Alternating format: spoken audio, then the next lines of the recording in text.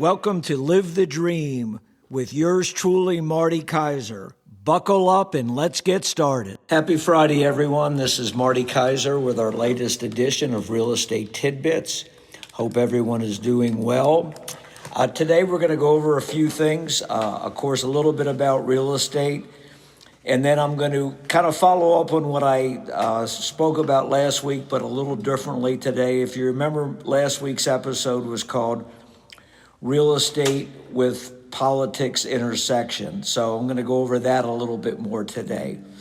So the first thing I wanted to go over was kind of the real estate market in general, what I'm experiencing locally and what the forecasts are both locally and nationally. Locally, it's been surprisingly pretty steady the last few weeks. Obviously, there's increasing uncertainty and concern with the, let's be flat out and call it what it is, the war that we've undertaken in Iran, how that was going to impact real estate locally. The last couple weeks I've seen, I've been pretty busy, so that's a comfort to me. The research that I do, and I always do a lot of research before we have our podcast, is probably not as favorable as what I've experienced. The interest rates on a local as well as a national level have an average interest rate of about 6.2. If you recall, I had talked about maybe a month ago that they had gone down to about 5.95, which had been the lowest rate in about 3 or 4 years. So right now they're slightly increasing. Whether that increase continues is a matter of conjecture. I don't think anybody's really 100% sure what's going to be the end result of the Iranian war on the economy and interest rates and things. I can tell you the one finite thing we've seen because of this conflict is energy prices, and in the United States, we're seeing an impact with gas at the pumps. Gas has probably gone up on average 50 to 75 cents a gallon so far, and I believe, as well as a lot of prognosticators, that is going to continue to increase. Now, what is that going to do? Let's just focus on gas increases. Well, that's going to do two things. It's going to increase the airline prices because airline fuel is obviously going to go up. So assuming that airline fuel goes up and airline prices go up, it's probably going to impact how many people go on unnecessary trips, meaning vacations. So that could be a negative, especially in tourist-driven areas, which Florida being one of them. Secondly, because we know that gas prices have gone up, if this stays in effect for any lengthy period of time, that's probably going to affect elective driving, meaning that people are not going to go on as many automobile vacations, because if they go on a trip that's maybe 4 to 12 hours by car, their cost of taking their vehicle is going to be significantly higher due to the increasing gas prices. So those are things for us to think about. Inflation fears, there's a lot of expectation now by a lot of folks that inflation is going to rear its ugly head again and go up. And obviously that will not be a good thing for the economy. Worldwide energy shortages, we're already starting to see that, and that's bad for a worldwide economy. And obviously there's a lot of effects on a national as well as a global level, because the economies throughout the world are somewhat interconnected. So if energy prices and the like affect the cost of things overseas, we're probably going to see less overseas visitors to the United States due to the instability that they suffer. The latest forecast that just came out on our gross, on our what we call our GDP, which is how much the economy is going to hopefully grow, they've revised that, and now that forecast has declined. So the economic forecast for 2026 is not as favorable as it had been. Home sales, The last national statistic we had, which was for January, approximately 4 million units were forecast to have been sold on a national basis for 2026. Just to give you a frame of reference for that, prior to the pandemic in 2019, which was when everything was on the gradual upswing like it had been for the previous 5 or 6 years to 2019, we had sold a little over 5 million units annually. So the forecast for 2026 is only 4 million units. So that's over a 20% decline. And a lot of that is due to the inflation concerns and, of course, the war that we're undertaking in Iran. Consumers have also started to delay purchases. Besides housing, which we talk about a lot, we're starting to see concerns with how that's going to impact the automobile business. I would expect that the auto dealers are going to have to offer more incentives because they're going to have to come up with reasons why people should keep making these larger purchases. I know there's just a lot of uncertainty and nervousness with a lot of consumers. And so that's why what I call elective or larger scale purchases, obviously automobiles are the second biggest behind homes. And then below that would be vacations and of course, how elaborate a vacation you have. So we'll just have to see. Certainly these things are of tremendous concern for everybody. And these things need to be discussed forthrightly. You know, our government doesn't want to really discuss any negative consequences because they know they'll be unpopular. And the war is starting to be increasingly questioned. Even if you're a supporter of the current administration, I think a lot of people are very nervous with what we're seeing. And so, as you know, from when I talk about real estate, I always stress facts versus ambiguity or just made up stuff. And I think they're starting to be a lot more concerned with this war that is based a lot less on facts and more based on hyperbole, or how can I phrase that in a less insulting manner? Less than accurate information. And I'll leave it at that right now to be charitable to our current administration. For example, I'll give a couple illustrations of that, which are pretty irrefutable. When we had the big bombing expedition in Iran in the fall, the justification and the end result was that we had pretty much decimated their nuclear capabilities. And that was explicitly stated by President Trump, along with his key administration officials, led by our Secretary of War, Pete Hegseth. And now that comes, it's obvious that that wasn't completely true, because the reason given for this war into Iran was that Iran's nuclear capabilities were increasing, and we had to completely eliminate them. So that completely refutes what was said less than 6 months ago, that we had taken out their nuclear capabilities. I think most experts, and this is less political and just more factual, people in the military or people that have more insights into what is actually going on in the Middle East, felt that Iran still had some nuclear capabilities. They had been reduced temporarily due to our incursion, and that they were probably, by most accounts, they were probably 8 to 10 years away from really being at a level where they could actually use nuclear weapons if nothing further had interrupted them. So while that obviously is a tremendous concern, it didn't require immediate action on our part. We chose to. This was what I call an elective war or conflict. Iran hadn't changed at all.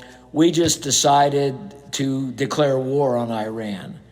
Well, you know, that's an individual decision that the presidents have the capability to do, especially as our country has changed over the years, where really presidents can declare war, so to speak, without saying the word war, without Congress's approval.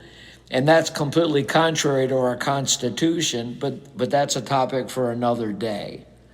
I can tell you that I think most Americans are, even the ones that really have voted for this administration and feel that this administration is in the best interest of the United States, I guess are getting increasingly uncomfortable with what they're seeing.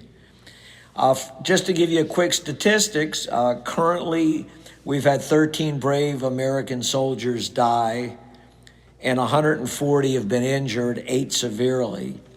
In the scheme of things, if you were talking about a war, that's not a huge amount. However, I would push back on that. It's a huge amount to the families of people that have lost loved ones or were injured, because this was not a required loss of life. We chose to undertake this war. It wasn't like we were attacked, and obviously if we're attacked, everybody, it's all hands on board. This was something that we chose to do. As a byproduct of this, and we won't even know an accurate figure for who knows how long, we're spending billions and billions of dollars. Think about all the weapons that we use, the manpower, and all the other costs associated with war. The cost for this is just, and this is just the beginning. We've been at this conflict less than a month now. And I do want to bring up something, because this is a question of priorities, and I think people need to be aware of this. During the big, beautiful bill that was passed, health care coverage and a lot of social programs were dramatically cut. So now the average person, their health care costs have gone way up. And in my opinion, and I don't think I'm in a minority on this, I think health care is a right, not a privilege. And I think it needs to be made affordable, and we shouldn't have a bunch of uninsured Americans. I can speak on a personal level. My daughter, who's paying for her own health insurance because she's a self-employed person for a good bit of her employment, her health insurance premium went up in January $100 a month. And she's a 20-something healthy individual. And she got the renewal notice and it went up, and she wasn't going to get anything less. My own personal insurance went up, and obviously I'm a lot older than she is. And I have expensive insurance to start with, and mine went up over $100 a month. And a lot of people have had much more significant increases than that. And my insurance goes up every year anyway, but this was a new increase on something that I didn't expect to go up, because it was related to Medicare programs. And that was another underpublicized thing that went on with this big, beautiful bill. A lot of people that were Medicare recipients either will get less coverage or their premiums are going to go up. So that's pretty important to a lot of people. You know, I would say our current administration, I guess I'll use a couple of words to explain how they look at things and how they've reacted so far. Perception is so important, and this administration comes with an arrogant perception, and I mean that in a couple of ways. Number one, our president basically says, well, you know, the cost of going to war is you're going to have some fatalities. Well, yeah, that is true, as I mentioned earlier in this podcast, but we didn't have to be at war here. We chose to be at war. And what do I mean by arrogance? Well, I'll use two examples. The president has been seen since this conflict in Iran playing golf. Well, that to me is pretty arrogant. None of our previous presidents over the past 50 years have sent our troops to war, and then you see them out casually playing golf during the early stages of a major conflict. that doesn't show me that there's a lot of real concern for the loss of life we're getting. And then Pete Hegseth, our Secretary of Defense, which they changed to Secretary of War. If you've heard my podcast, I feel he's the most incompetent person that's ever been placed in a position of this much authority, and a scary individual. He was a Fox News commentator, was his claim to fame, and he's done a lot of bonehead moves in the short time he's been there. But when he gives these press conferences, you can see he's like a kid. He almost revels in discussing how much devastation our military is causing. We have a great military, by far the best in the world, but I don't think you should be kind of reveling in the loss of life and property damage to others. I just feel that this gentleman is somebody that should have been replaced before he ever got in office. Also, when he was talking about the new leader of Iran, the son of the leader that was killed, he almost reveled in saying that he was severely injured and we believe he's disfigured. Well, I wouldn't take any pride if we disfigured somebody, but more importantly, from a pragmatic point of view, this is the new leader of Iran, the one that theoretically we're hoping shows more compassion and common sense. And so he's injured and disfigured. Do you think that that's really going to make him be more amenable to America's objectives there? I think not. If anything, he's going to hang in there more. So some things that I bring up that are really concerning to me as a prelude to what I've been mentioning is, what was our long-term plan in Iran? I mean, by all accounts, Iran is not going to easily surrender or back off. And nor should we have thought they were going to do that. What was the plan? What did we think was going to happen after we caused all this damage and it had a lot of Iranians and related folks die?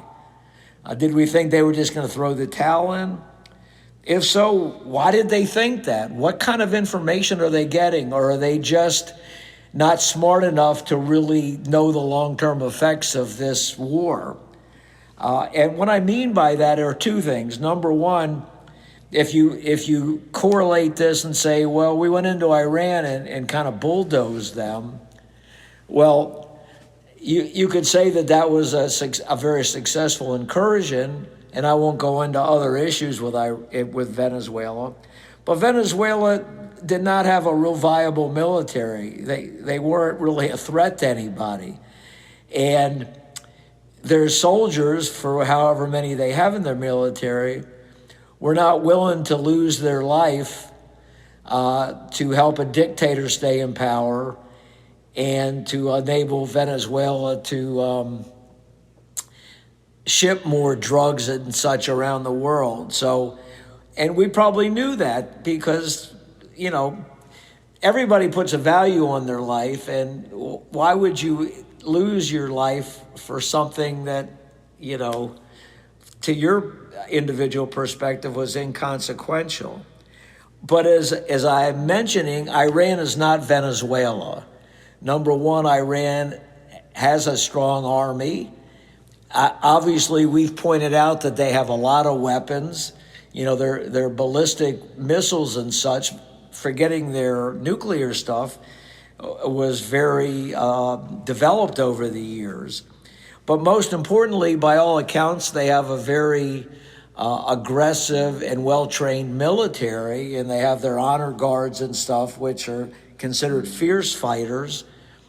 But lastly, and more importantly, when you talk about Iran and the fanaticism that a lot of the folks in Iran have that we're fighting against, they're not afraid to die because they believe, whether you agree with this or not, that when they die, they're going to go to a much better place than on earth. So they have no fear of death, so they're going to fight fiercely. And they've given no indications that they're going to surrender quickly. And the longer that this war drags on, the higher the cost is to our economy, the more casualties we're going to suffer, the more energy problems we're going to have. And what's our end game? I have my own opinions on what I think is going to happen, but I'll share those for another podcast. I believe, unfortunately, that Donald Trump's overriding objective in this incursion/war was, obviously, he was hoping that they would roll over, which was completely not thought out or unrealistic. And I think he had the objective, he wanted to be the great emancipator, that he would go down in history as the greatest president of all time. I really think everything that he does is based on ego. That's why he's renamed so many buildings already in the United States. He got a phony Nobel Peace Prize for somebody else's accomplishment, but is not embarrassed to have his name on that. So those are some of my concerns. I think people need to really think about this. I know people can say, well, I have no control over this, so I have to lead my daily life. But I think the more pressure that's put on Trump and the administration, the more we can minimize what this is increasingly becoming a dangerous situation. The midterm elections are coming up, and I know the only thing that seems to change how people's attitudes are if this is unpopular and they're going to take a worse beating at the polls, they might rethink their position. I truly believe that, unfortunately, the United States citizens are not being fed accurate information. They're just being fed what they think people want to hear, not what they should hear.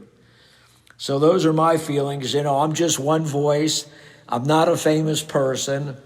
I'm just, as I call myself, I'm concerned about my family, and I'm a concerned and busy businessman. And so I give my insights because I think it's important for people to speak up. We're not as of yet in a dictatorship in the United States, so people need to speak up when things are not being done properly. So that's the conclusion of this today. Everybody have a great weekend. Give some thought to what I say. Stay safe. Give a kiss to your family. Let's give our condolences and heartfelt sympathies to the families that have lost a loved one or that a loved one has gotten injured. And this is Marty Kaiser out.